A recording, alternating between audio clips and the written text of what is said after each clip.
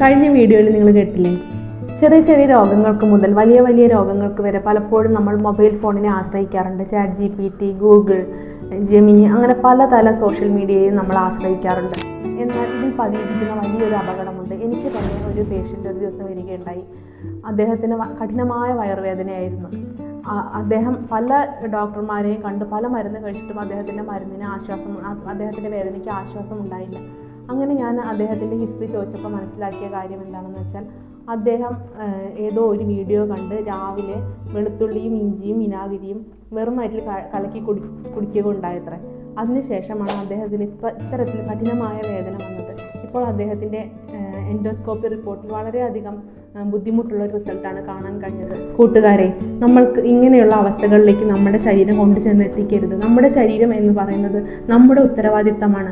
ഒരു ചെറിയ health checkup അല്ലെങ്കിൽ ഒരു ഡോക്ടറുമായിട്ടുള്ള ഒരു കൂടിക്കാഴ്ച, അത് നിങ്ങളുടെ പല സംശയങ്ങൾക്കും ഉത്തരം നൽകും.